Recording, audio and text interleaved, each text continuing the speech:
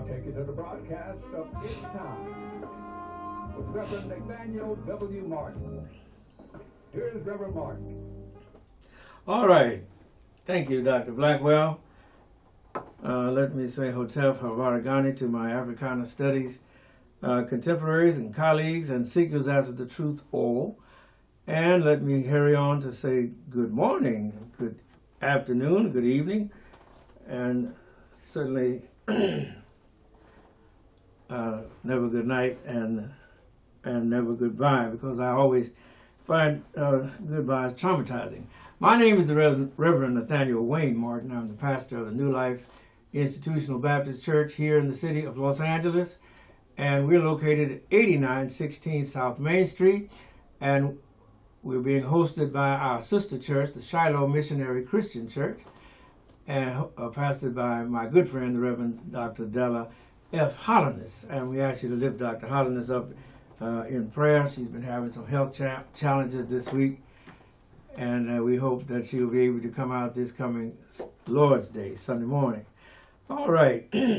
The offering that you are viewing or listening to is entitled It's Time. It's a social justice offering. We concentrate not so much on the hoopalistics as on the economic and environmental forces that impact all of us, regardless of our culture or what group that we are assigned to. You notice I didn't say race because biology tells us that no such thing as race. So race is a political concept, social construction. And even though we are impacted bitterly by racism, there's still no such thing as race. We have been misled, bamboozled, as the late Malcolm X so eloquently said. And it's time for us to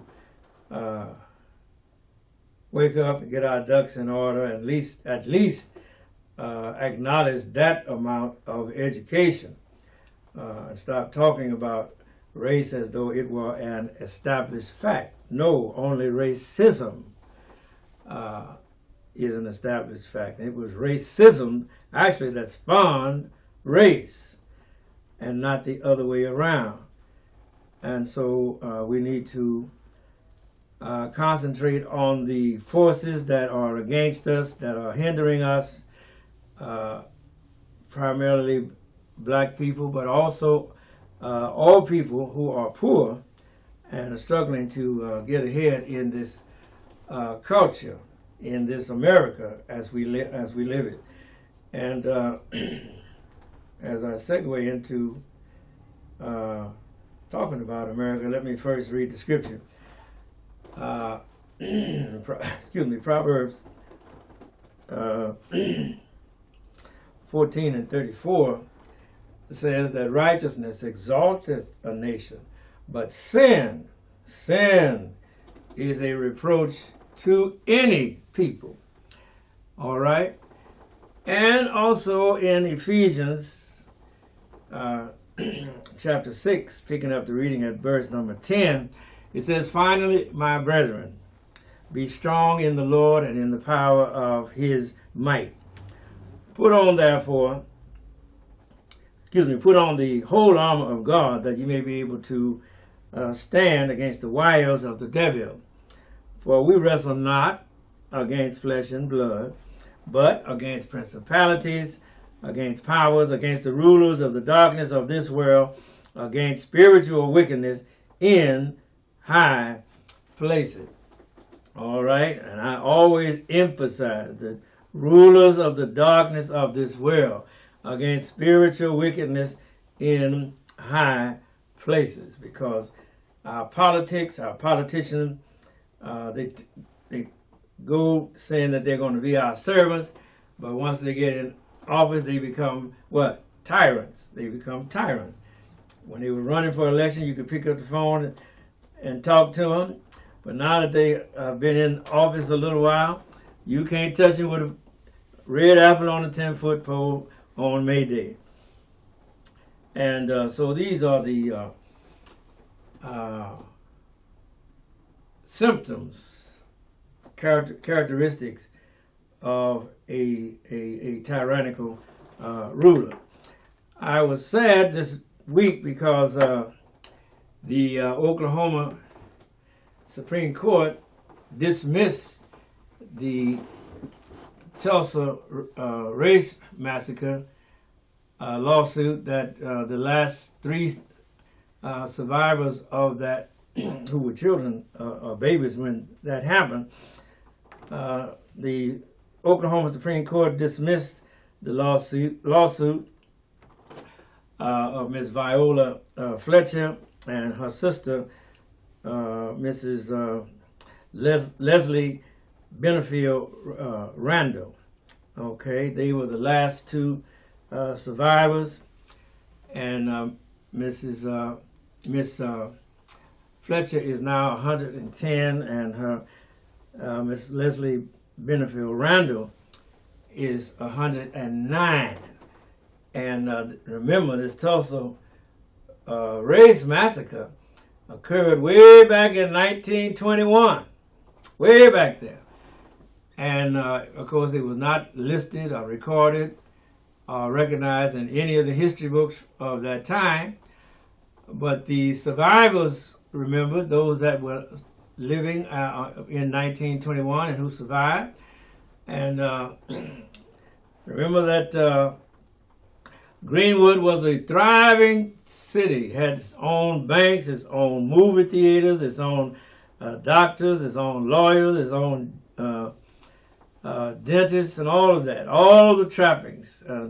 Had their own stores, so they didn't have to intermingle with the people in Tulsa.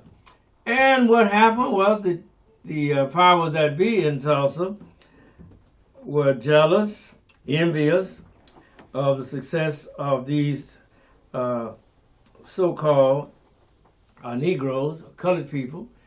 And remember, there was Jim Crow at that time, and everything was segregated, and when the white people did not want to interact with the colored people or the Negroes on a daily basis, and they certainly didn't want to interact with them in business.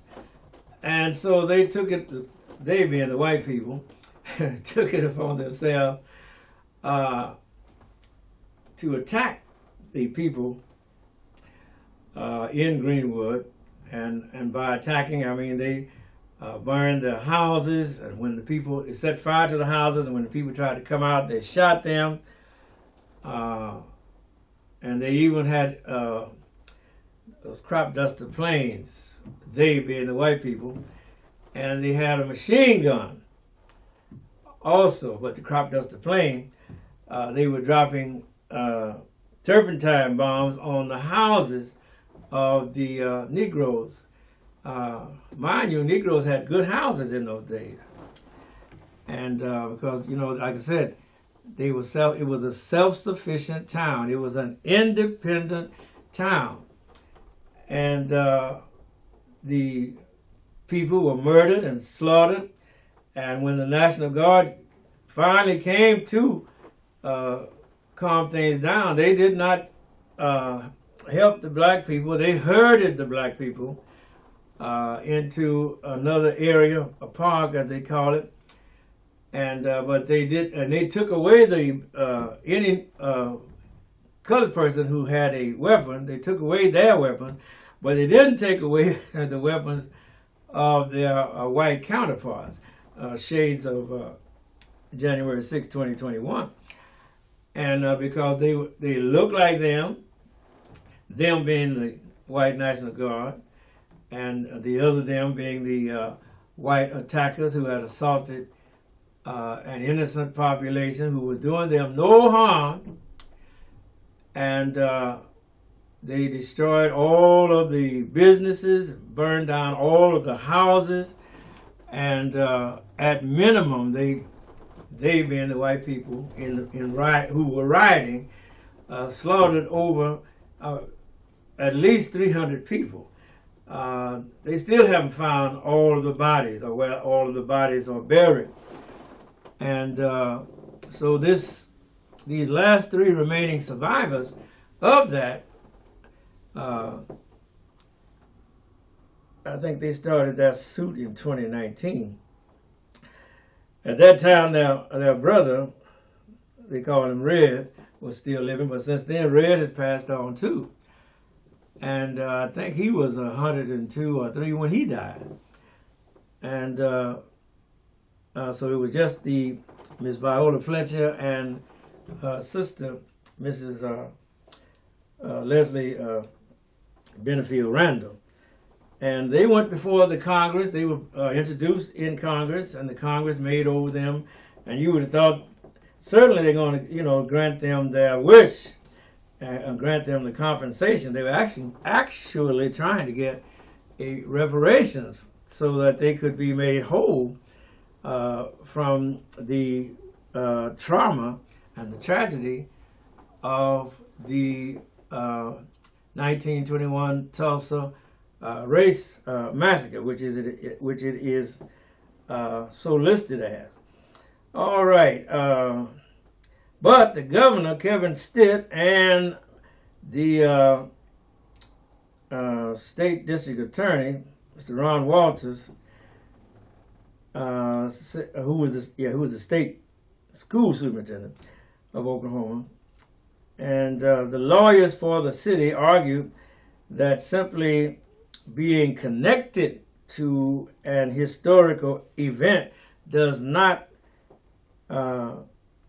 provide a person with an unlimited rights to seek compensation from any project in any way related to that historical event. So the state of Oklahoma, after all of that complimenting them and admiring them and all of that, when it comes down to brass tacks, they didn't give them a dime. But you wouldn't know it from looking at the television. It looked like, oh yeah, anything you ask, it was the wrong thing to do, and we're going to seek justice, and we're going to make you whole. But in reality, they did not. They did. The state of Oklahoma, mind you, and the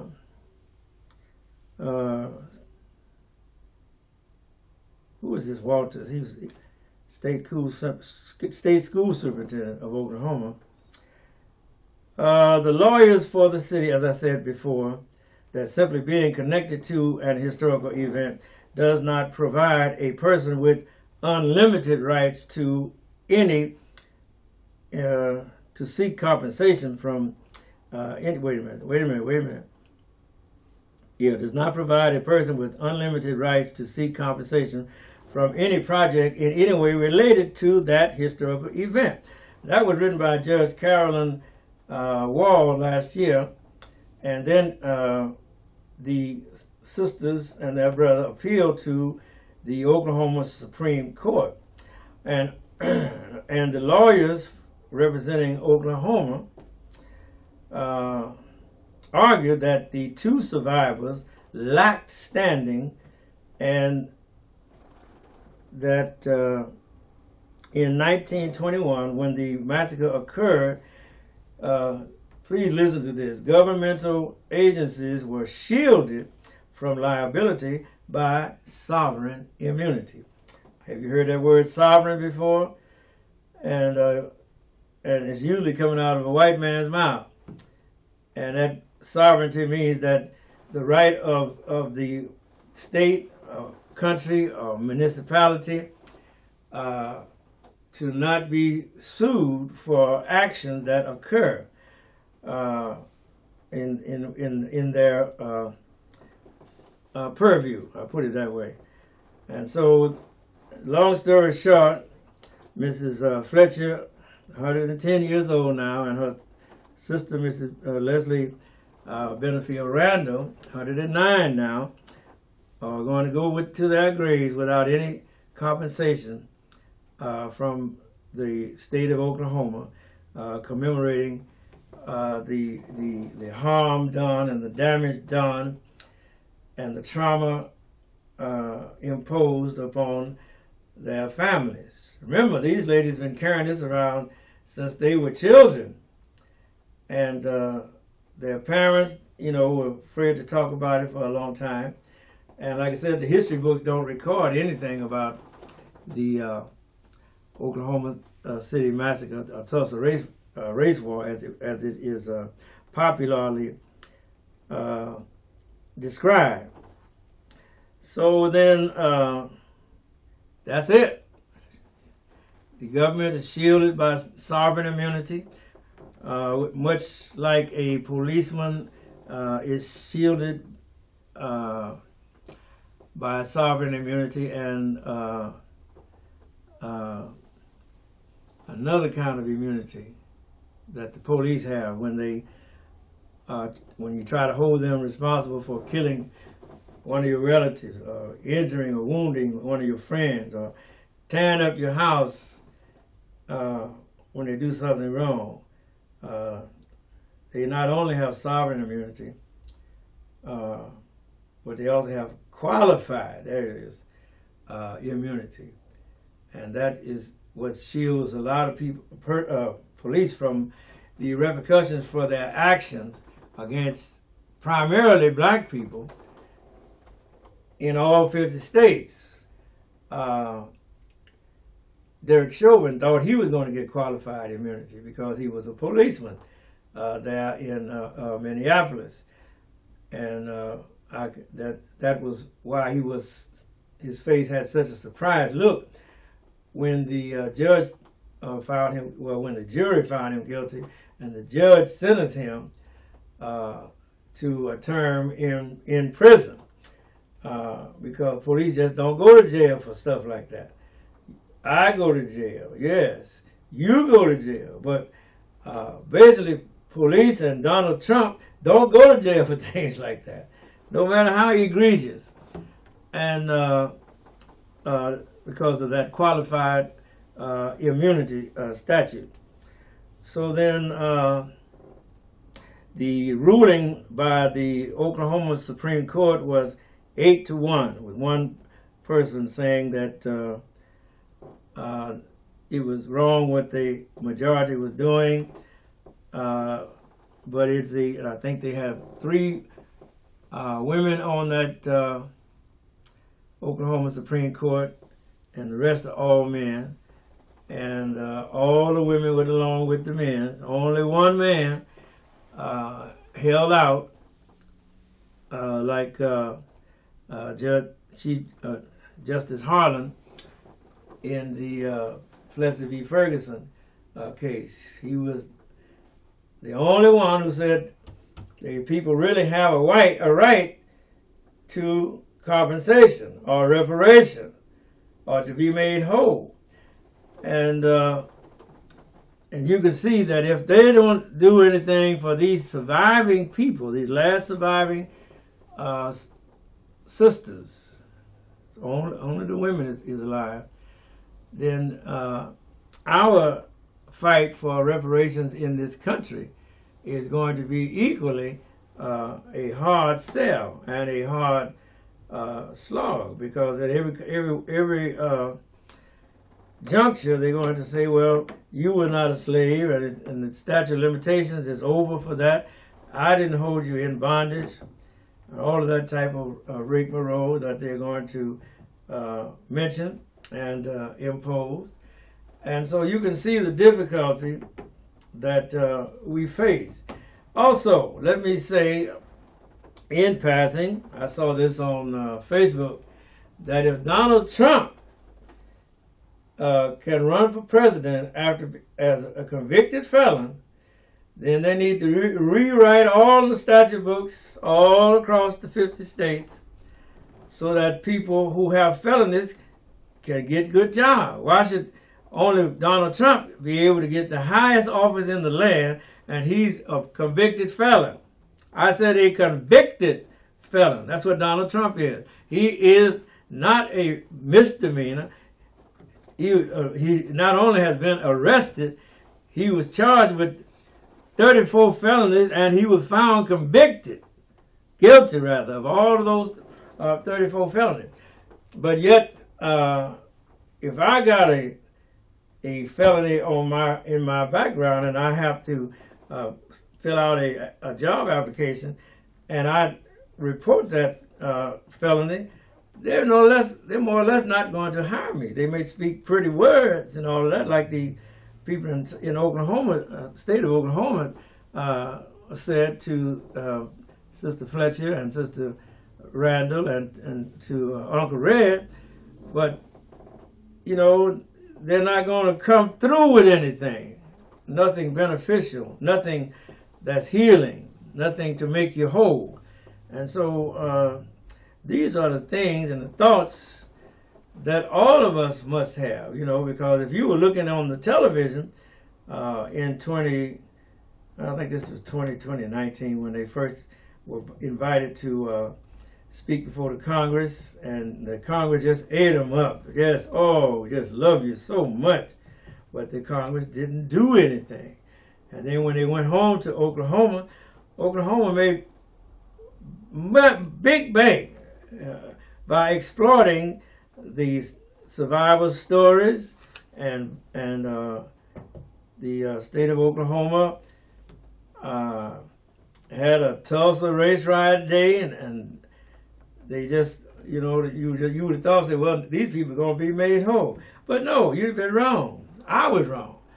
And that's why you cannot put confidence in a system or in an organization. I hate to use the word system, but it is a system. It is a closed system that can exploit you at every turn and then still deny you your just due. And that is the kind of system that we live here and under in the U.S. of A., in the United States of America. That's why I think my good friend, Mr. Lewis Brown, needs a presidential proclamation because of the way that colored troops, that's what they call them, colored troops, Negro troops were treated during the World War II. And not only just World War II, but World War I as well. Remember, the military reflected the society, and the society was a separated, a segregated society. And like I said, the military reflected the larger society. So you had white army over here and Negro colored army over here, just like they did during the Civil War. That's the way it was. But it needs to be acknowledged. 5 minutes? All right. And recognize that the military, up until Harry Truman ran for president, because remember, Harry Truman assumed the presidency after the sudden death of Franklin Delano Roosevelt, and he filled out the rest of Roosevelt's term, and then he was able to run for the office of president.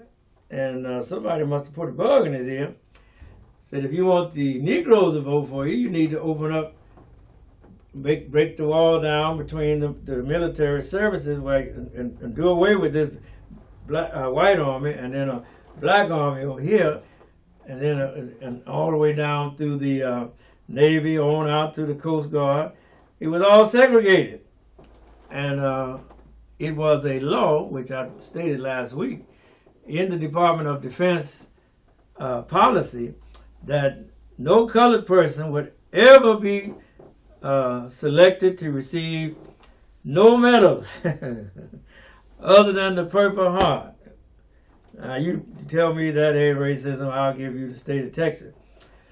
In other words, you couldn't get no Bronze Star, you couldn't get no Silver Star, and you sure wasn't going to get no Medal of Honor.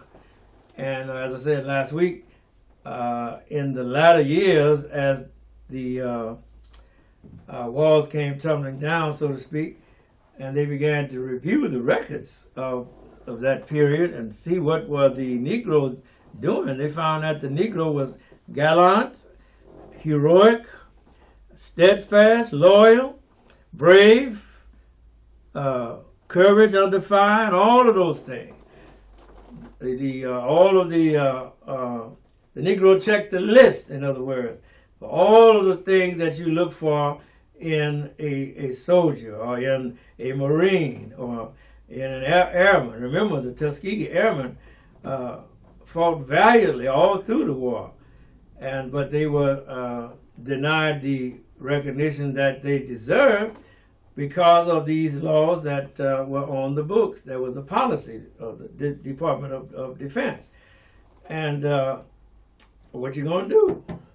You know what I'm saying? And so that is going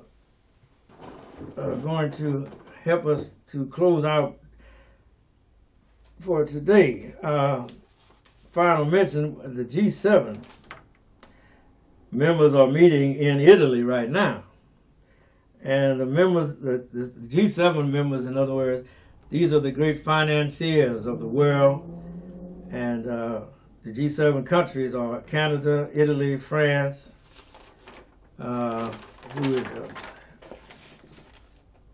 Germany, United Kingdom, and the United States, and Japan. All right?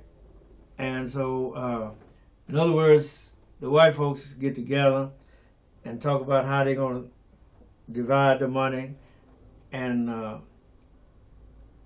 who's going to get money and who's not going to get money. And so as I close, as you heard me say before, so I say now, if you're working on a job, they don't want to pay you, don't want to pay you what you're worth, don't fall into the trap of working from paycheck to paycheck, because if you do that, you'll never get out. If you're working on a job and they don't want to pay you, take my decided advice and don't work for them. Thank you, Doc. We out of here. Love you.